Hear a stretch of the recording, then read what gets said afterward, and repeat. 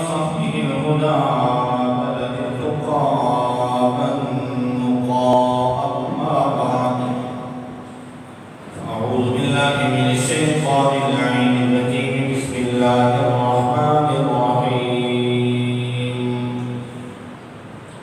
قال الذي عنده علم من الكتاب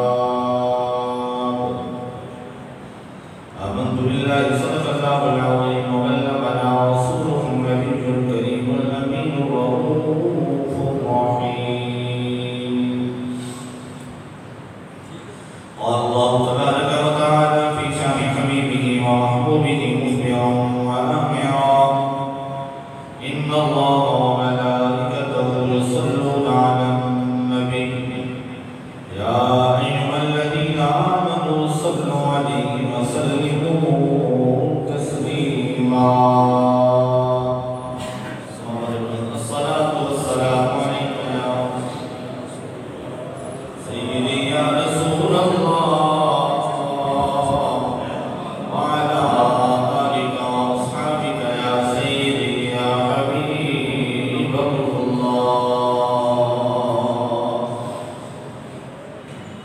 ہزار بار خوشویم دہن سے مشک و گلاب انوز نام تو گفتن کمال بے ادبی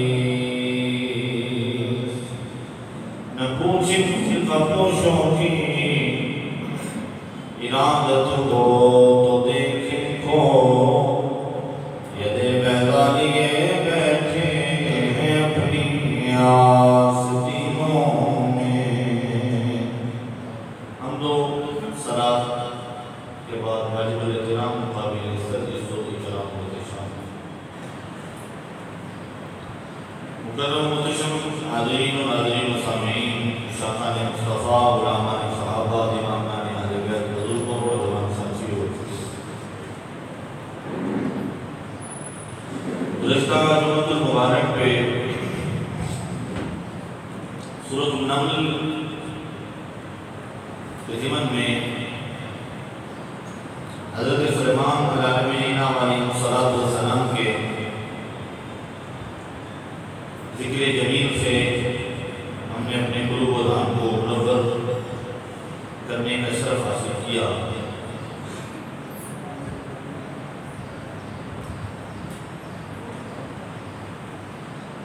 جہاں پہ گفتگو کا سلسلہ رکھا تھا اس سے آگے آج کنٹینیو کرتے ہیں دعا فرمائے اللہ تعالیٰ ناچیز کی زبان پہ کلمۃ الحق کو جاری فرمائے آپ کو یاد ہوگا کہ ہدہد کی تلاش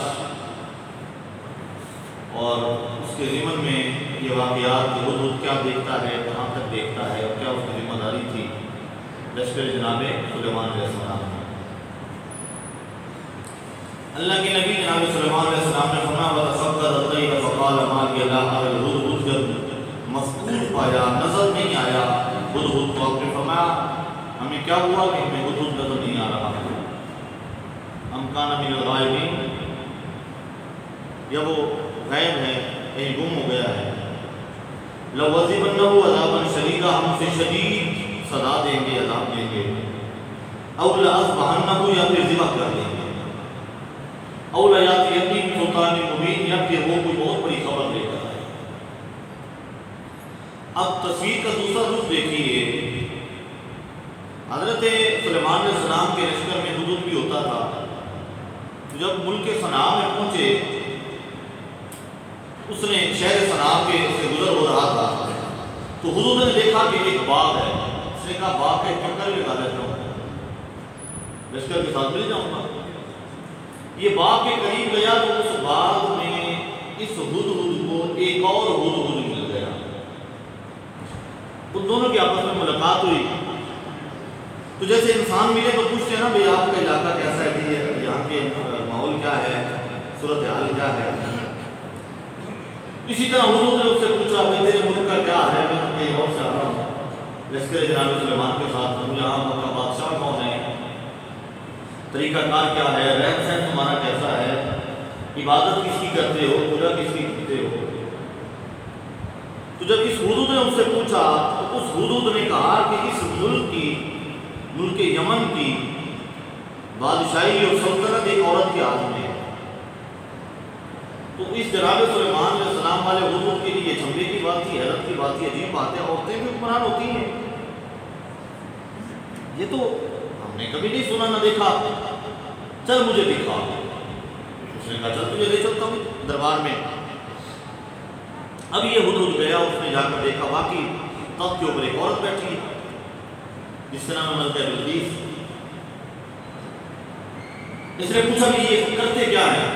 میں نے کہا جی یہ عورت اتنی ملکہ ہے، پہلے اس کا باپ تھا بادشاہ، اور پھر ایک اور یہاں پہ قابل ہو گیا بادشاہ کے، اس بادشاہ کے قابل ہونے کے بعد اس نے اس عورت کو یعنی اس پرانے بادشاہ کی بیٹی کو ملکہ بلقیس کو نکاح کا پیغام دیا، اس نے قبول کر لیا، اور پھر جب جو نکاح ہو گیا تو پہلی شب ہی اس ملکہ بلقیس نے اس بادشاہ کو ذبح کر دیا اور اپنے والد کے تخت پہ خود براجمان ہو گیا، ڈیڈی عورت تھی۔ تو لوگوں نے کہا جی ملکہ بننے کے ہزارات ہی ہیں، سلطنت پہلے بھی تمہارے گھر میں تھی، اب یہ ملکہ بلقیس ہے، اور اس ملک کے لوگ یہ سورج کی پوجا کرتے ہیں، سورج کو سجدہ کرتے ہیں۔ یہ ساری تفصیلات لینے کے بعد حدود آیا حضرت سلیمان علیہ السلام کے دربار میں، اور جب پہنچا تو آپ نے کہا ہاں بھائی بغیر بتائے آپ گم ہو گئے تھے، وجہ بیان کریں، بغیر بتائے چھٹی کرنے کی وجہ کیا ہے؟ اس نے کہا میں باغ میں گیا، وہاں پہ حدود ملا، اس نے کہا یہ ایک عورت ہے اور وہ بادشاہ بنی ہوئی ہے، ملکہ بنی ہوئی ہے، تو میں اس کو دیکھنے کے لیے چلا گیا، اس کے دربار دیکھ رہا، اب وہاں پوری بات سنا۔ اب میں اللہ کا قرآن پڑھ لوں، محبت سے کہتا ہوں اس ہدہد نے جو بات بیان کی اللہ نے اسے قرآن میں بیان فرمایا۔ ہدہد کہنے لگا وجدتها وقومها يسجدون للشمس من دون الله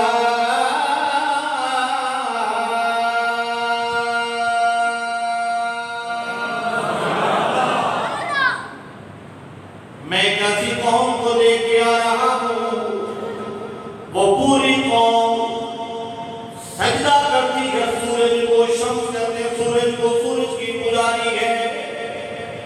اور کیا دیکھا انی وجدت امرأة تملکہم، میں نے پایا ایک عورت کو جو ان کی ملکہ بنی ہے، اس کا نام بلقیس ہے۔ جب یہ بات بیان کی آپ نے فرمایا یہ بڑی عجیب بات ہے، پہلی بات تو یہ کہ عورت ملکہ ہے، دوسری بات یہ ہے کہ وہ جو ہے سورج کی پجاری ہیں، اللہ کو ایک نہیں مانتے۔ اچھا حدود اگر تیری بات سچی ہے نا تو ہم خط لکھتے ہیں اور یہ خط اس کے دربار میں پہنچاتے ہیں۔ اس نے کہا جی لکھ دیں۔ حضرت سلیمان علیہ السلام نے خط لکھا، اس خط کی تحریر بھی سورۃ النمل میں موجود ہے۔ اس خط کا آغاز انہوں نے اللہ کے نام سے کیا، بڑا مختصر خط ہے، جامع اور معنی، لمبی چوڑی گفتگو نہیں، تمہید نہیں، تقریب نہیں، بس 2 جملوں میں بات ختم کر دی۔ اللہ کے نبی نے قلم پکڑا اور لکھا انہو من سلیمان وانہو بسم اللہ الرحمن الرحیم۔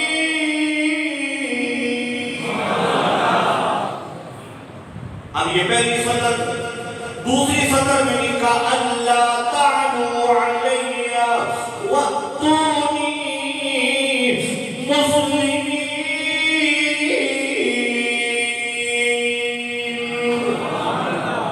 یہ سلیمان کی طرف سے ہے، اللہ کے نام سے شروع کرتا ہوں جو بہت مہربان و نہایت رحم والا ہے، سر پہ سینہ کر گردن جھکا کے میرے دربار میں، اللہ کو مانتے ہوئے، اس کا کلمہ پڑھتے ہوئے، مسلمان ہو کر تسلیم کرتے ہوئے، سر تسلیم خم کرتے ہوئے میرے دربار میں، بس مہر لگائی اور خط دے دیا۔ حدود نے اٹھایا اور ملکہ کے دربار کے روشن دان سے اندر جا کے ایسے گرا دیا، اس کی گود میں جا کے گرا۔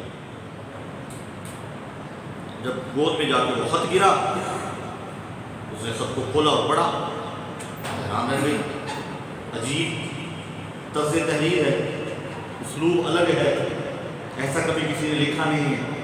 عام طور پہ لکھا جاتا امید ہے میلاد گرامی بخیر ہوں گے، آپ خیریت سے ہوں گے، آپ کا کچھ ٹھیک ہوگا، نظام مملکت ٹھیک چل رہا ہوگا، میں فلاں بول رہا ہوں، میرا فلاں نام ہے، میں فلاں ملک کا بادشاہ ہوں، میرا یہ نام ہے، یہ تعارف ہے، میرے پاس اتنی فوج ہے، یہ تفصیل ہوتی ہے، اس کے بعد کوئی مطالبہ ہوتا ہے۔ لیکن عجیب بات ہے، اللہ کے نام سے شروع کرتا ہوں جو بہت مہربان اور رحمت فرمانے والا ہے۔ اللہ تعالیٰ علیہ مسلم سرکشی نہیں دکھانی، کلمہ پڑھتی ہوئی سر تسلیم کام کرتی ہوئی جھکتی ہوئی میرے دربار میں آ جا، بس یہ پیغام دیا ہے۔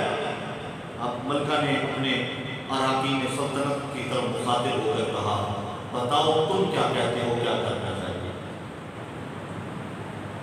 اب جو ہوتے ہیں نا دائیں بائیں والے زیادہ تر بیڑا یہی فرق کرواتے ہیں، بادشاہ سلامت پڑھے گی پھر تو پھرتا ہے بڑاؤ مندر کی ہونے لگ گیا تو کی بادشاہ جی کتنی ضرورت ہے تو ڈکے وہ بیچارہ ہی نہ دیا گلا میں جا کے اکڑ جاتا ہے، اکڑ جائے منہ پر انہیں ڈگتا ہے۔ یہی ہوتا ہے کیونکہ جب یہ کرسی پہ بندہ بیٹھتا ہے تو پھر اس کی ہوا بگڑ جاتی ہے، اس کی حالت بدل جاتی ہے۔ اب انہوں نے بھی ایسے ہی کہا، انہوں نے جملے کہے نہ ان کے جملوں کو بھی قرآن میں بیان کروایا۔ وہ بادشاہ اس ملکہ کے دربار میں بیٹھے ہوئے اس کے دوارا کی سلطنت وزیر مشیر بے تدبیر، یہ اکثر بے تدبیر ہی ہوتے ہیں، وزیر مشیر ہوتے ہیں، یہ سارا کام سیکٹریوں سے چلواتے ہیں، یہ بیچارے اکثر انگوٹھا چھاپ قسم کے اللہ ماشاء اللہ۔ اب وہ سارے کہہ رہے قالوا نحن اولو قوة، ہم بڑی طاقت والے اولو باس شدید، ہم بڑی طاقت والے، ہمارے پاس اقتدار بھی ہے، فوج بھی ہے، اور فوج بھی چھوٹی موٹی نہیں تھی ملکہ کے پاس۔ میں کیلکولیشن کرتا ہوں، میری تو کیلکولیشن میں نہیں آئی تھی، اس کے 12,000 جرنیل تھے، ایک نہیں مان سارے بول کے دیکھو ہوئے تو مان نہیں، 12,000 جرنیل اور ایک جرنیل کے ماتحت 1,00,000 فوجی۔ آپ 1,00,000 کو ملٹیپلائی کریں 12,000 کے ساتھ، میں نے تو کوشش کی ہے، میرے موبائل نے بھی جواب دے دیا، چھوٹا موبائل ہے اس نے بھی جواب دے دیا۔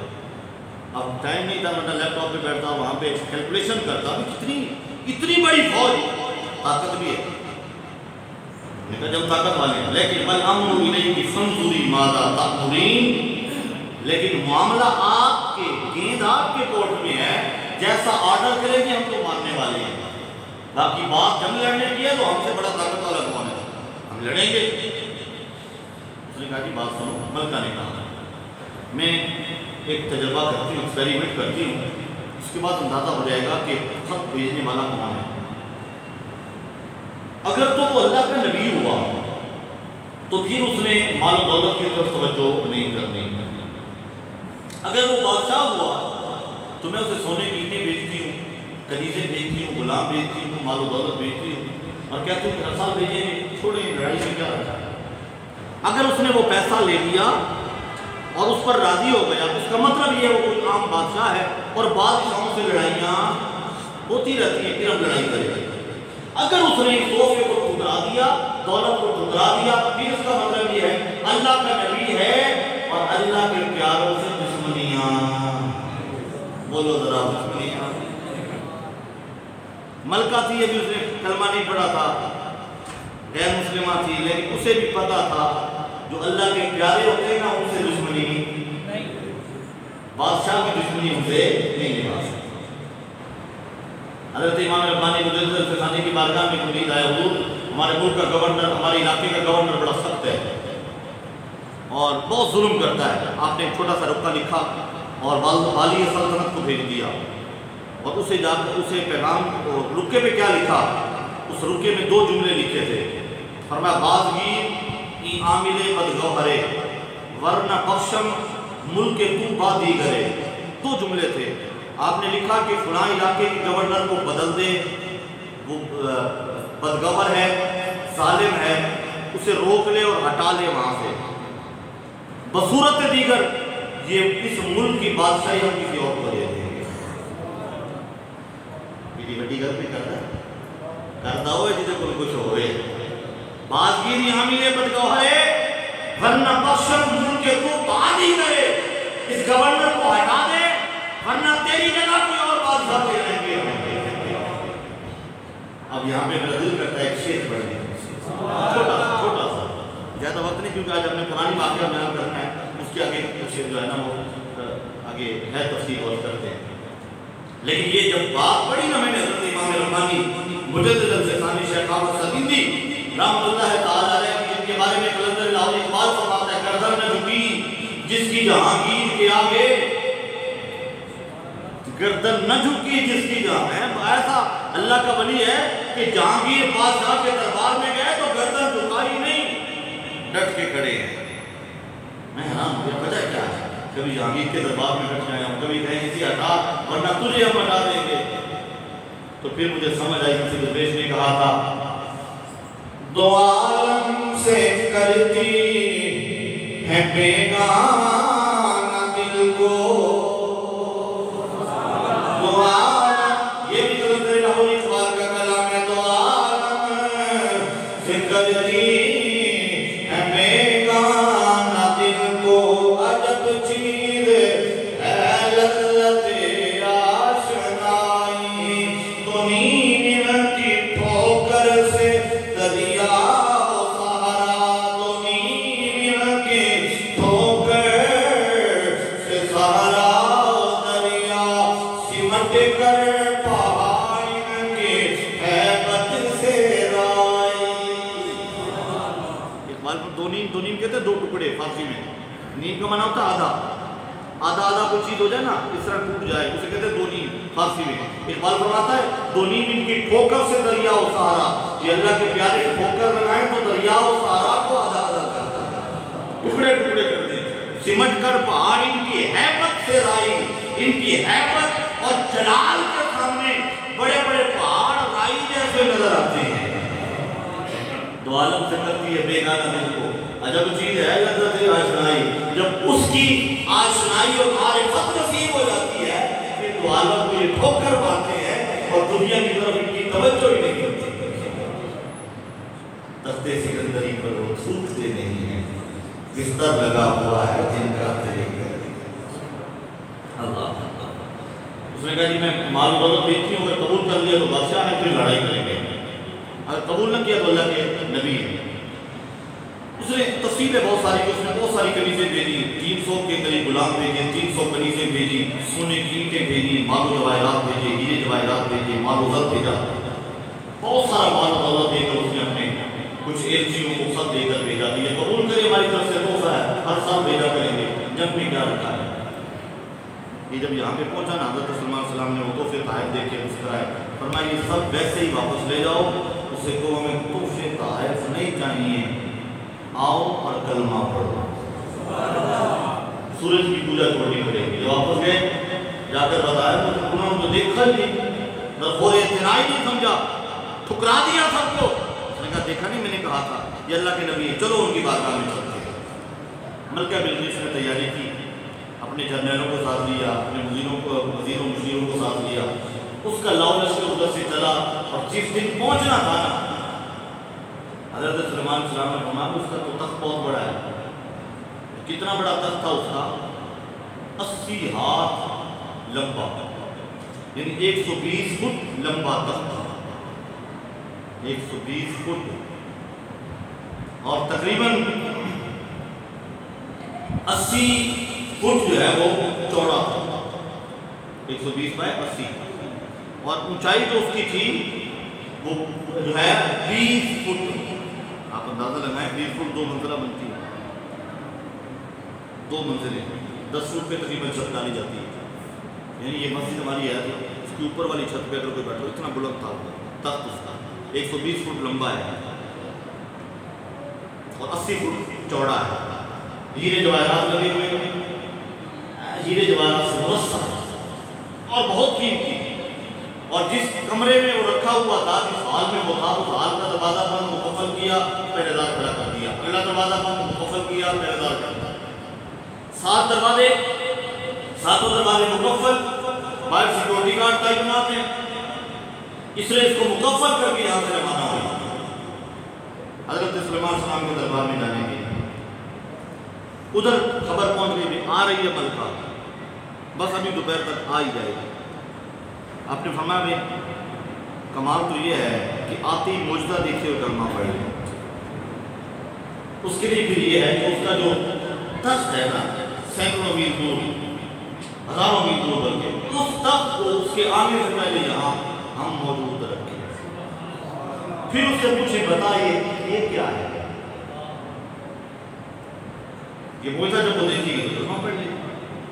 اب اللہ کے نبی جناب سلیمان علیہ السلام نے اپنے دربار میں آواز لگائی۔ وہ جو آواز لگائی نا وہ صدا قرآن میں آج بھی موجود ہے۔ پڑھ لیں اللہ کا قرآن پاک۔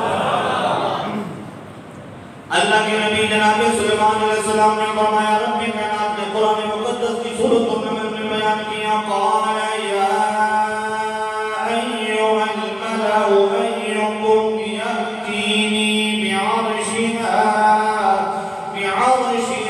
قبل ان یأتونی مسلمین۔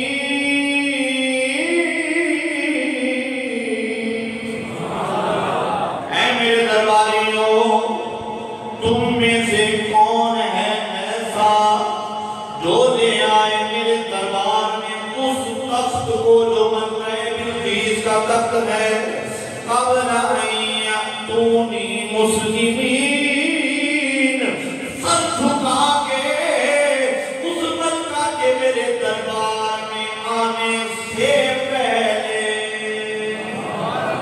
ملکہ آ رہی ہے، پہنچنے والی ہے، اس کے آنے سے پہلے تم میں ہے کوئی جو اسے لے آئے اس تخت کو جو تاجوں میں بند ہے، مرصع مصفہ ہے، اور جسے ہلانے کے لیے بھی سینکڑوں ملازم ہاتھ لگاتے ہیں تو ہلتا ہے؟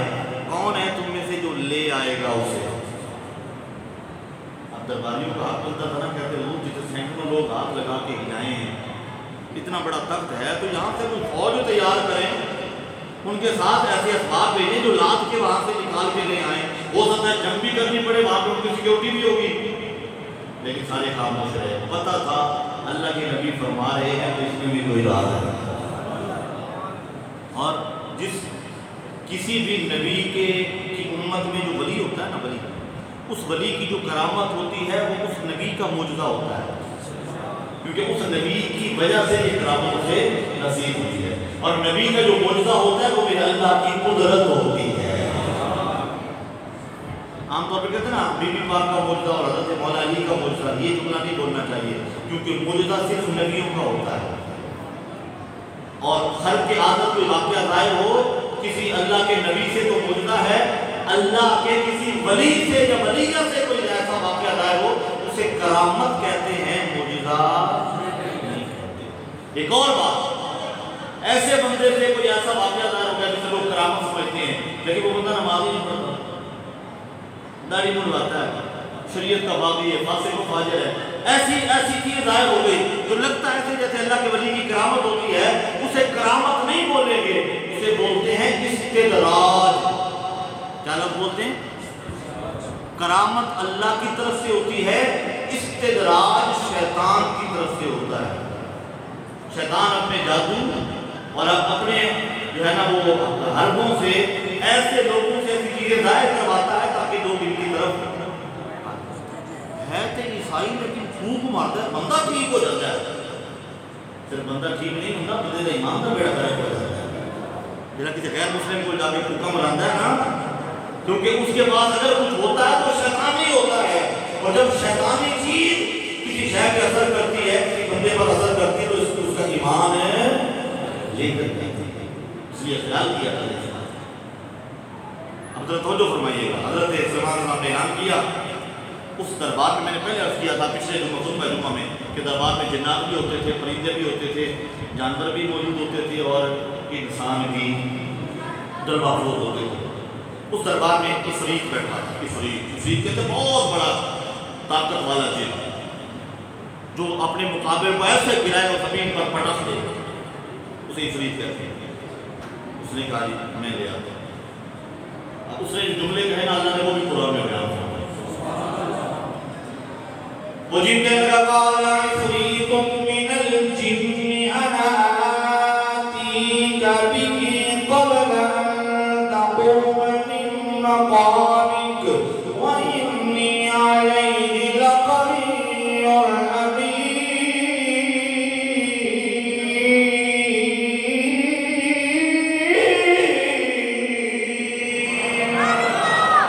وہ عفریت جن کہنے لگا میں لے آتا ہوں. جن بڑا طاقتور جن وہ کہتا ہے میں لے آؤں گا لیکن وقت اتنا لگے گا. ابھی صبح کا وقت ہے, دوپہر کے وقت سے پہلے کیونکہ حضرت سلیمان علیہ السلام کی مجلس فجر کی نماز کے بعد سے لے کر ظہر سے پہلے تک ہوتی تھی. آپ نے فرمایا کہ ٹائم زیادہ ہے. وہ کہتا ہے کہ مجلس برخاست نہیں ہوئی ہوگی, میں آ جاؤں گا.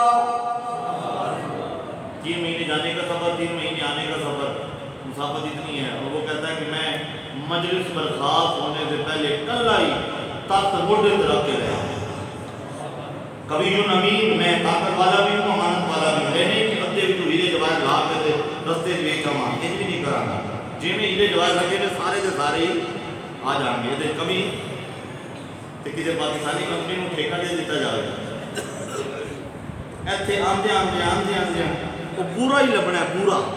وہ لکڑ بھی نہیں لبنی تک والی, وہ پورا جو لبنا ہے. وہی راستے میں حالات بھی ایسے ہو گئے تھے کیونکہ چنانچہ وہ جڑے چیکنگ کرنے والے ہوتے ہیں انہوں کا بھی حصہ اتنے پہنچ گیا, پڑھن والے کا حصہ اتنے پہنچ گیا, تو سارا کچھ آئن لائن ہو کے اڑا پڑا. وہ کہتا نہیں میں نہیں کرا گا جو پاکستانی قوم کرتی. میں کبھی دے ہنسے تباہ واسطے کہہ میں کبھی تے امین ہاں, کبھی بھی ہاں, طاقت والا بھی ہاں, امانت دار بھی. آپ نے فرمایا چل پہ بڑھایا اپنے تخت لے کے ہمارے دربار جو بندہ کہنا وہ ریٹی چھتی کہہ رہے ہیں 3 مہینے کا سفر ہے, کہتا انہیں لے آؤں گا تب بدل برخاست ہو تو پہلے کہ تو سارے چپ رہنے. پتہ ہے بھی اللہ کے نبی جان دے نہیں بھی اتنے کوئی اور بھی بیٹھا ہوا ہے. میں چل پہ جاتا میں سمجھنا ماں ترجمہ ہی کیا جاتا مجلس برخاست ہوں تو پہلے. لیکن اگر غور کی جائے تو جملے جو اس نے بولے تھے وہ بڑے غور طلب ہیں. قبل ان تقوم من مقامک, لفظی ترجمہ اگر کریں تو یہ بنتا ہے آپ یہاں بیٹھے ہیں, آپ کے کھڑے ہونے سے بھی پہلے وہ تخت لا کر میں آپ کے سامنے پیش کروں. اب آپ کی مرضی, آپ ابھی کھڑے ہو جائیں. وہ بھی جن تھا, کہتا میں لے آؤں. اب ہم چل بیٹھ جا, بے ادب تجھے پتہ ہی نہیں. اللہ کے نبی کو کہتا آپ کھڑے ہوں, آپ کے کھڑے ہونے سے پہلے میں لے آؤں گا. تو کون ہوتا ہے ہمیں کہ کھڑے ہوں پھر بیٹھے, چل بیٹھ جا. ہماری مجلس برخاست ہو یا نہ ہو, ہمیں تجھ سے نہیں چاہیے تخت لانا, بیٹھ جا یہاں پہ. اب وہ بیٹھ گیا. جب وہ بیٹھ گیا ہم نے کہا ہمیں اور کوئی ہے. اس دربار میں ایک بابا جی بیٹھے تھے. بابا میں نے سے کہا کہ عمر ان کی زیادہ تھی. ان کا نام تھا عاصم بن درخیجہ. یہ پلکیں بھی سفید ہیں, ابرو بھی سفید ہیں, بال بھی سفید ہیں, داڑھی بھی سفید ہے. کچھ دیکھنا ہو تو پلکیں ایسے ایسے پکڑ کے نا ایسے کھولنی پڑتی, ایسے پکڑ کے کھول. یہ طاقت کا عالم ہے. ضعیف ہی ہے, بڑھاپا ہے. بیٹھے دربار میں, جب کہا نا جن کو کہہ دیا گیا بیٹھ جا, ہمیں اس سے جلدی چاہیے. اللہ رب العزت فرماتا اس دربار میں ایک بندہ بیٹھا تھا. بندہ ایسا تھا جو اللہ کا بندہ تھا. اللہ کے آدمی فرما قال الذی عنده علم من الکتاب آتیک به قبل ان یرتد الیک طرفک فلما رآه مستقرا عنده قال هذا من فضل ربی.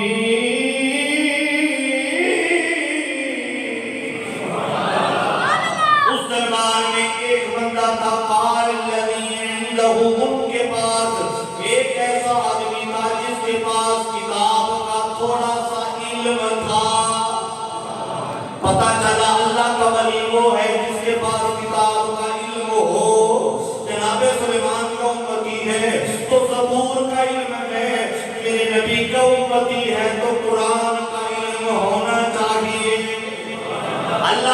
नहीं होता जिसके पास कुरान का इल्म हो, हदीस का इल्म हो। अब तो उसने कहा मैं जाता हूँ भला कितनी देर, अर्ज करते आना आती कभी कबलाइया वतताई का तरफुक, आपकी पलक झपकने से पहले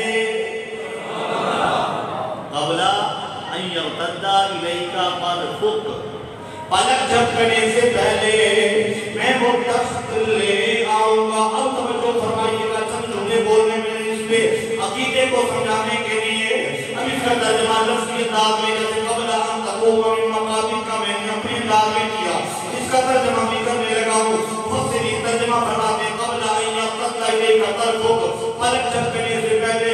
तवज्जो फरमाइएगा, तर्जुमा लफ्ज़ ही करने लगा हूँ। यतद्दा का माना होता है कि पलकों का आपस में यूं टकराना। मैं जरा समझाने के लिए कर रहा हूँ। एक बंदा यहाँ से चले, जल्लो बोर्ड जाना हो उसे, अगर यहाँ से चले किसी बंदे से मिलने के लिए, उसे जाने में टाइम लगेगा, वहाँ तक सारी जगह अगर जाने में उसे 10 मिनट लगते हैं। अगर वो जल्लो बोर्ड वाला बंदा कहे मैं उधर से चल पड़ता हूँ, आप इधर से चल पड़े, तो टाइम हाथ हो जाएगा। 5 मिनट बाद इनकी मुलाकात हो जाएगी, क्योंकि वो भी सफर कर रहा है, इधर से ये भी इनकी मुलाकात उस टाइम से जो इसकी नेटिव टाइम था उससे हाफ टाइम में मुलाकात मुमकिन है, पॉसिबल है। तवज्जो फरमाइएगा, मैं जुमला करने लगा हूँ। ये पलक जब एक दूसरे से टकराती है, ऊपर वाली पलक नीचे आए, नीचे वाली ऊपर जाए, कितना टाइम लगता है? अल्लाह के मोहतरम, एक दिन के अंदर 24 घंटे होते हैं, हर घंटे में 60 मिनट होते हैं, हर मिनट में 60 सेकंड होते हैं, एक सेकंड में 100 सानिये होते हैं, एक सानिये के भी सैकड़वें हिस्से में पलक एक पलक दूसरी पलक के पास पहुंच जाती है। अब यहाँ पे कैलकुलेशन करें तो टाइम तो बहुत मिनिमाइज हो गया है, बहुत कम टाइम है, लेकिन उससे भी करीब की बात कर रहे हैं। यानी कि ये पलक ऊपर जाए तो टाइम लग जाएगा, ऊपर वाली नीचे आए तो टाइम लग जाएगा, लेकिन अल्लाह का वली कह रहा है, अल्लाह के नबी जनाब सुलेमान, आपकी ऊपर वाली पलक नीचे की तरफ आए, नीचे वाली पलक ऊपर की तरफ जाए, इन दोनों की मुलाकात होने से पहले तस्बीह आएगा। ये नहीं कहा पलक नीचे तक आएगी, नीचे वाली सुन ले, नीचे वाली ऊपर जाए, नहीं, ऊपर वाली नीचे की तरफ आए, नीचे वाली पलक ऊपर की तरफ जाए। इन दोनों की आपस में मुलाकात अभी नहीं हुई होगी, तब पहले आएगा। तो टाइम है ही, टाइम तो बनता ही नहीं है, क्योंकि टाइम की जो सबसे कम जो है ना वो घड़ी है ना, वो सानिया है, वो एक सेकंड में 100 सानिये होते हैं, और सेकंड ऐसे गुजर जाता है, उसमें 100 सानिये उनकी रफ्तार क्या होगी, और उस सानिये से भी कम वक्त में पलक एक दूसरे से ऐसे टकरा जाती है। अब सवाल ये पैदा होता है कि इतना लंबा सफर ये वहां तक लेके गए थे या बैठे बैठे मंगवाया था? अगर इधर बैठे बैठे मंगवाया है तो ताकत का अंदाजा लगाएं। तो यहाँ बैठे सैकड़ों लोगों से न उठाया जाने वाला 120 फुट लंबा, 80 फुट चौड़ा, 20 फुट ऊंचा तख्त मंगवा सकते हैं। ताकत का क्या आलम होगा? अगर गए हैं तो भी इतनी जल्दी वहां गए, वहां से तख्त उठाया, लेकर यहाँ एक पलक झपकी नहीं, आ गए भी और आए भी, इतनी रफ्तार। अगर सुलेमान सलाम को उम्मती सैकड़ों मील का सफर पलक झपकने से पहले जाए भी और आए भी, उम्मत सलाम तो दूरी कोई नहीं है। तीसरा मसला यहाँ से करने लगा हूँ, अगर ये लेने के लिए पलक झपकने से पहले इतनी देर में, तो यहाँ से वहां जाना, वहां से यहाँ आना, तो इसका मतलब ये है अगर ये लेने गए तो दरबार में मौजूद रहे, तो जो लेने गया वो कौन था? और अगर ये लेने गए थे तो यहाँ कौन था? अगर ये यहाँ भी हैं, वहां तक लेने भी गए और लेकर भी आए, तो सुलेमान अलैहिस्सलाम का उम्मती अगर हाजिर नाजिर हो सकता है तो मेरे नबी हाजिर नाजिर क्यों नहीं हो सकते? ये तो सुलेमान की उम्मती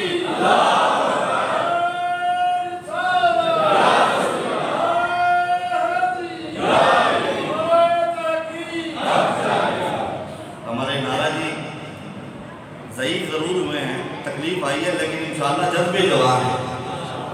اچھا تیسری بات اس کرنے لگا ہوں، جس کے پاس زبور کا تھوڑا سا علم ہے وہ تو پلک جھپکنے سے پہلے، اور قرآن کہہ رہا ہے فلما رآہ مستقرا عنده، بس جب دیکھا مستقرا عنده تک سامنے موجود ہے، سامنے آ گیا ہے، فلما رآہ بس بات ہوئی، دیکھا تک سامنے موجود ہے، پلک جھپکنے سے بھی پہلے اللہ کے نبی نے فرمایا ھذا من فضل ربی، یہ میرے اللہ کا فضل ہے، یہ میرے اللہ کا، یہ اللہ کے فضل سے ایسا ہوا ہے۔ اب میں ایک جملہ کہنے لگا ہوں، سلیمان علیہ السلام میرے نبی کے مقتدی ہیں، میرے نبی جناب سلیمان علیہ السلام کے بھی امام ہیں، تو جناب سلیمان علیہ السلام کے مقتدی ہوں، زبور کا تھوڑا سا علم رکھتے ہوں، تھوڑا سا علم رکھتے ہوں، تو وہ پلک جھپکنے سے پہلے اتنی دور سے دست لے آئیں، تو جو میرے نبی کا امتی اور قرآن کا سارا علم رکھتا ہو اس ولی کا کیا مقام ہوگا؟ اس لیے میں کہا کرتا ہوں کھوں کے ٹھنڈی ہواؤں کے آنے لگے، کھوں کے ٹھنڈی ہواؤں کے آنے لگے، لوگ پلکوں پہ مجھ کو بٹھانے لگے، لوگ پلکوں پہ مجھ کو بٹھانے لگے، جس دن سے میری تاجدارِ حرم، جس دن سے میری تاجدارِ حرم، دوستوں سے تیرے دوستی ہو گئی۔ اور آخری شعر، آج گفتگو کبھی آخری شعر ہے، عبداللہ نیازی صاحب کی مزار پہ اللہ کروڑوں رحمتیں نازل فرمائے۔ مجھ پہ کتنا نیازی کرم ہو گیا، دنیا کہنے لگی پنجتن کا گدا۔ بولی سبحان اللہ، ان کو تاری مہربانی آنکھوں ضرور، کیونکہ گل بڑی نسبت والی پہ کرنا، محبت اور نسبت والی بات میں جو فرمائیے گا۔